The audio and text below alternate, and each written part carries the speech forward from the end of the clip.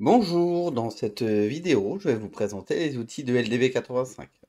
Donc, je vais faire une présentation assez rapide de tous les outils que vous allez pouvoir utiliser cette année.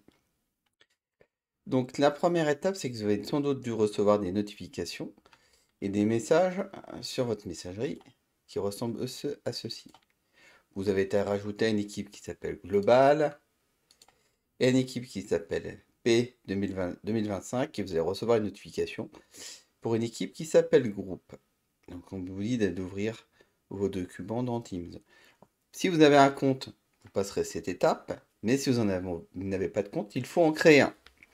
Donc, pour créer un compte, vous allez sur le compte de Teams. Vous faites me connecter.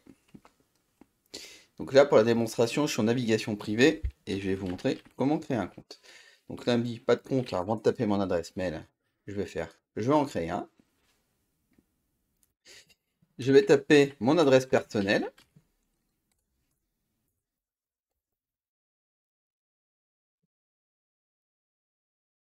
Donc, ça, c'est mon adresse pour cet exemple.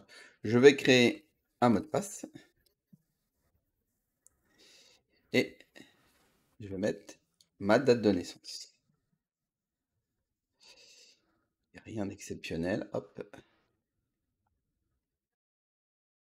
Et je fais suivant.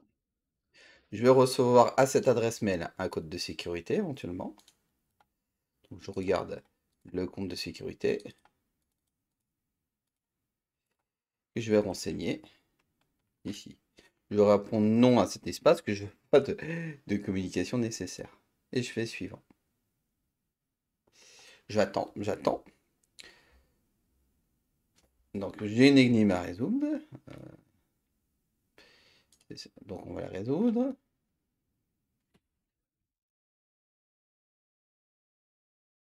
Pourquoi faut-il que le prof la comprenne?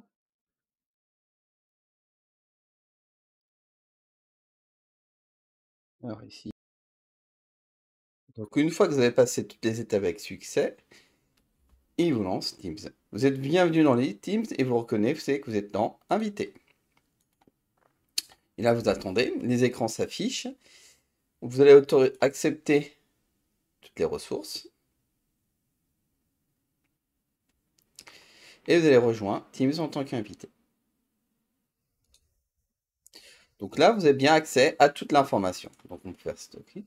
Vous avez accès à Global, ici, Groupe et 2025. Dans la partie Groupe, vous avez bien accès aux fichiers. Donc ça va être les sujets. Vous pourrez récupérer. Vont s'afficher ici les équipes où vous êtes membre. Pour l'instant, vous n'avez aucune équipe qui apparaît, à part votre équipe personnelle, parce que j'ai masqué les autres. Et vous allez bien avoir vos fichiers qui vont apparaître là. Donc vous pouvez le faire depuis chez vous ou avec l'application Teams, qui ressemble à ceci. Vous pouvez utiliser l'application Teams et vous pouvez récupérer, synchroniser les données chez vous. Éventuellement, s'il y a un besoin, je vous montrerai ces informations dans une autre vidéo. Donc en fait, dans les documents qu'on a recherchés, si vous allez dans Général, vous allez retrouver de l'information. Voilà. S'il y a un temps d'affichage, un temps de synchronisation. Moi, j'utilise Chrome parce que j'ai une version de navigateur qui est à jour et régulièrement mis à jour. Au lycée, si ça bug, c'est que c'est probablement pas tout à fait des navigateurs à jour. Voilà. Donc de chez vous, vous pouvez récupérer les modèles de documents de l'entreprise, les fichiers. Donc je vous demandais de rechercher de l'information.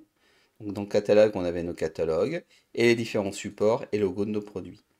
Donc ça, c'était la première partie du travail que je voulais faire découvrir. Ensuite, vous aviez à travailler sur la messagerie de l'entreprise et je vous demandais de synchroniser, de vous connecter à votre compte. Donc pour se synchroniser, en fait, là je suis en navigation privée, je ne peux pas le faire. Donc je vais rouvrir une session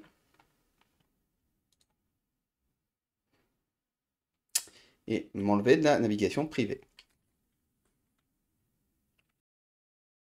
Donc entre-temps, je suis connecté à mon Teams, celui de l'entreprise, c'est pas le mien personnellement, c'est celui de l'entreprise, et je vois bien que d'une manière générale, on a des équipes, vous êtes des membres.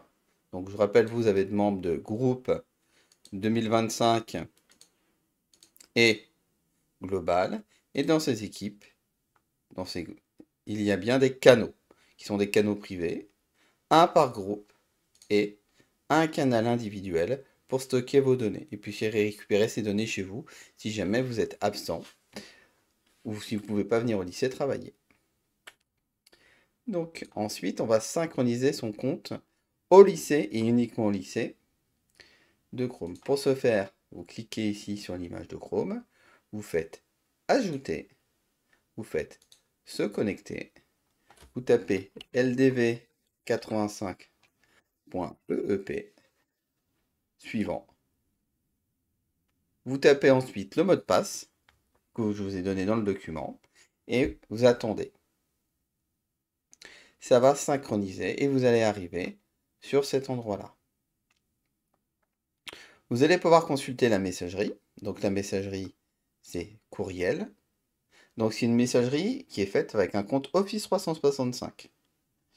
Donc dans cette messagerie, vous avez sur votre gauche les différentes régions. Donc il y en a 1, 2, 3, 4, 5, 6, 7, 8, 9, 10, 11. On vérifie qu'il n'y a pas d'erreur de manipulation avec des dossiers sous-dossiers qui ont été déplacés, comme c'est malheureusement souvent vos mauvaises habitudes. Donc là, on voit que les choses sont comme ça. Et on voit que quand je déplace, il y a des choses avec des messages ou pas. Donc si on veut consulter Centre de Val-de-Loire, une EP, je regarde Loire-et-Cher Sensation, j'ai 4 messages qui ne sont pas lus. Si je veux rechercher un client, je vous avais donné tout bricot, je vois que tout bricot, j'ai un message qui n'est pas lu. Donc j'ai mes messageries. Donc là, c'est la messagerie, la boîte principale. On peut, par ceci, des fois recevoir que les messages qui ne sont lus ou reçus à une certaine date. Donc ici, j'ai un message qui était parfait, mais je vais mettre par exemple, je vais tous les messages reçus depuis le 1er août compris, je vais taper reçu supérieur ou égal au 1er août 2023. Là, je vais avoir tous les messages reçus, ceux qui ont été lus et non lus. Et ça va aller consulter mes dossiers et sous-dossiers, vu que je suis parti à la racine. Si je veux savoir que les messages qui sont lus, qui sont non lus, je mets LU non, j'ai tous les messages qui ne sont pas lus. Il y a règle dans l'entreprise, un message qui n'est pas lu, c'est un message à traiter. Donc, il faut qu'à la fin des 2 heures, ou des 4 heures, en fonction de votre donnée, quand je fais cette commande, je n'ai que tous les messages soient traités. Si le message y apparaît comme non lu, c'est que le message n'est pas traité. Voilà. Donc dans la boîte principale, vous voyez qu'on reçoit des messages. Dans le sens un message publicitaire, c'est kick. On peut supprimer. Je peux recevoir des alertes de sécurité. Je peux également les supprimer. Je peux lire le contenu. Là, c'est un message publicitaire. Je peux supprimer. Par contre, je peux recevoir aussi des messages de certaines EEP qui n'ont pas encore eu le temps d'être redirigés. Donc c'est à vous de créer une règle de redirection pour que ce message-là aille dans un répertoire qui est déjà créé. Comment je fais? Je vais cliquer sur le message en question. Je vais dans Règles, je vais créer une règle. Je veux que tous les messages de ce personne aillent dans un message qui sonne n'entendre pas. Je vais faire OK. Et on va exécuter cette règle. Théoriquement, vous verrez bien que tous mes messages qui n'entendent pas, ils sont en train d'être exécutés. Les messages sont partis. Voilà, ça c'est comment on fait une règle. Pour consulter les règles, vous allez dans Paramètres, Règles, et vous regardez. Théoriquement, la première règle, c'est toujours celle-là. Transfert, direction. Après, c'est toutes les autres règles. Et vous voyez que des règles, il y en a beaucoup dans l'entreprise. En fonction de l'émetteur, du destinataire, de l'objet d'un mail, on peut entraîner des actions. Comme nous sommes dans les paramètres, vous avez accès à tous les éléments. C'est déjà fait.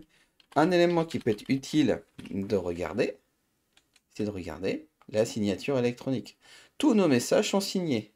Donc, quand vous indiquerez votre formule de politesse, cordialement suivie de votre nom et de votre fonction, ceci viendra automatiquement le nom de l'entreprise avec notre adresse, notre site internet, notre catalogue, nos liens des médias sociaux et comment prendre rendez-vous pour des gens de l'extérieur. Ça, c'est la signature électronique. Vous avez également accès à l'agenda de l'entreprise. Donc l'agenda, vous pouvez cliquer sur le deuxième onglet calendrier ou cliquer en haut dans calendrier. Vous avez trois types d'agenda. L'agenda qui est de l'entreprise, qui apparaît en bleu. Ici, on voit que j'ai déjà un rendez-vous qui a été pris. On voit par exemple que la semaine prochaine, c'est la photo du personnel. On a l'agenda des jours fériés, qui peut être pratique. L'agenda des formateurs, donc c'est l'agenda de la direction, qui indique les indisponibilités ou les disponibilités des formateurs. Et vous avez l'agenda de nos 5 salariés. On voit qu'on a certainement balayé des absences. Pour prendre un rendez-vous sur un agenda, c'est relativement simple. On ouvre, vous êtes bien sur l'agenda de quelqu'un, vous indiquez son statut, vous mettez un titre, vous invitez éventuellement des participants, si la personne est identifiée. Donc là j'ai un nom que je vais identifier, je mets un créneau, je peux définir ou pas une réunion Teams, je mets un lieu, généralement c'est la salle C23A, et je mets un objet que je peux éventuellement inclure d'autres éléments. Je peux, et je vous déconseille, afficher l'heure de l'événement pour envoyer une notification ou pas. Voilà. Donc ça sera remis et expliqué un peu plus tard au cours de l'année, comment reprendre une réunion. En soi, rien de difficile. On va voir que là, qu'on peut avoir des modèles qu'on peut utiliser, soit des modèles de mail ou des modèles d'objets de réunion, afin d'automatiser certaines tâches. Voilà pour la partie messagerie.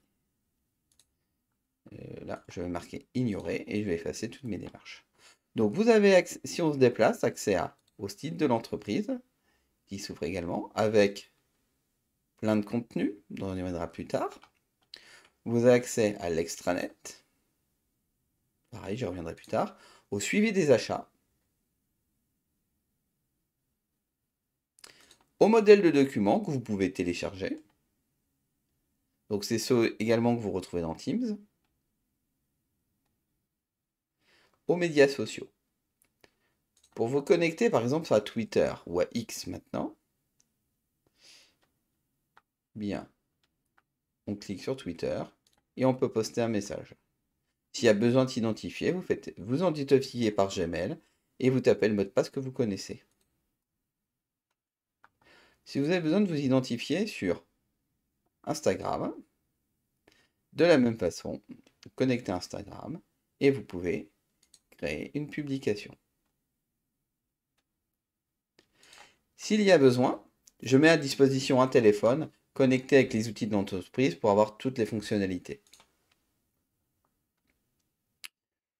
Et je peux me connecter à Meta Business Suite, qui est un outil qui va être très intéressant, qui va nous permettre de planifier et de programmer nos messages. On a par exemple ici, dans le planificateur qui apparaît, qui est visible dans l'agenda, l'une mesure éventuellement des actions qu'on a pu créer. On voit que le dernier post Facebook, c'était le vendredi. Instagram, c'était mardi. Mais on va un peu plus loin lorsqu'on est étude supérieure. Ce qui nous intéresse, c'est les interactions. On voit que 51 comptes de l'espace compte ont été touchés.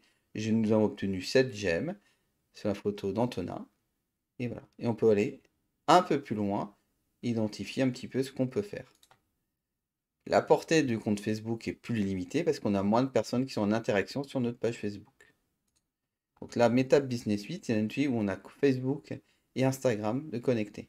Donc Facebook, je parle bien de notre page Facebook, pas de notre compte Facebook. Bien notre page. Et Instagram, c'est notre compte professionnel. Pour pouvoir lui mettre du contenu, vous le verrez avec moi dans un cours de GRCF et en cours de communication, comment poster du contenu. On peut créer des réels, tout ça, ça pose aucun souci. Et là, je vois mes dates de publication, éventuellement les diffusions. Donc ça, on y reviendra un peu plus tard. Dans les autres outils que vous avez à votre disposition, on a aussi des outils qui vous permettent, donc d'autres outils qui sont là, mais surtout qui nous permettent de publier. Donc c'est souvent Canva que vous utilisez, où on a un compte qui vous permet de créer des productions. Donc on voit par exemple là, on a un badge qui a été fait, et on a des actions de la petite soupe. Voilà. Donc on peut soit utiliser, copier-coller, reprendre une mise en forme qui existe déjà. On a aussi un outil qui est très pratique qui s'appelle Brevo. Brevo, c'est un outil d'emailing qui permet de consulter des statistiques sur des envois. Donc là, pareil, tout est connecté. Si vous avez besoin, vous connectez toujours avec le compte et les mots de passe qui sont déjà pré-saisis. Donc je regarde ma dernière campagne, par exemple, et je vois que ma dernière campagne a eu un certain nombre, ou un succès, ou pas relatif. Ça sera à vous de l'analyser. Voilà, donc ça fait partie des différentes balles. Alors, on a plein de choses, hein, on a beaucoup de ce que j'appelle de bac à sable, donc on a plein d'applications possibles et imaginables. Donc ça, vous aurez l'occasion, au cours de l'année, de faire toutes ces manips. Là où je vais juste détailler un peu, c'est l'extranet, où vous allez pouvoir faire des options de règlement payé, soit vos fournisseurs, et vérifier que vos clients ont bien payé. Donc n'oubliez pas de consulter la banque.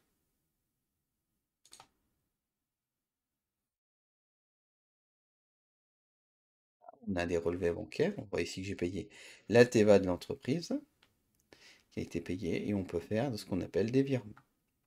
Toujours à partir de la banque. Soit sur des comptes nationaux, des comptes internationaux. Voilà. Voilà pour une première présentation assez rapide des outils. Retenez juste que vous devez utiliser le courrier de manière régulière, prendre des rendez-vous, publier de l'information, éventuellement, ou créer de l'information à partir d'outils d'infographie, type Canva, voire Geniali, sont des outils que vous avez besoin. Alors, vous voyez ici que j'ai besoin, quand j'ai un message, je me connecte avec Google, ça va beaucoup plus vite.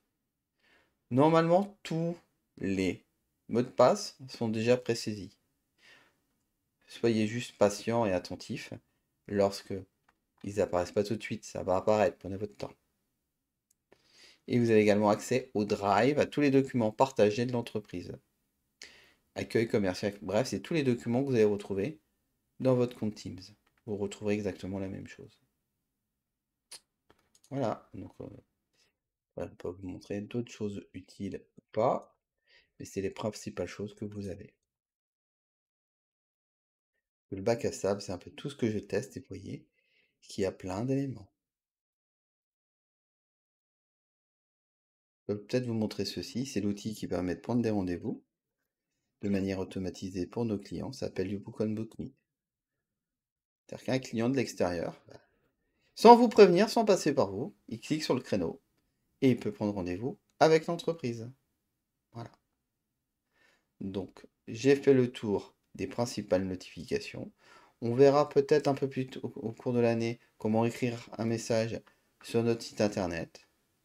Là, j'ai rapidement évoqué sur ou de suite et sur les réseaux sociaux. Enfin, bref, il y a plein d'outils qui existent. Donc, on reviendra tranquillement. On a encore une année et demie ensemble pour voir tous ces éléments-là. Je vous remercie de m'avoir écouté.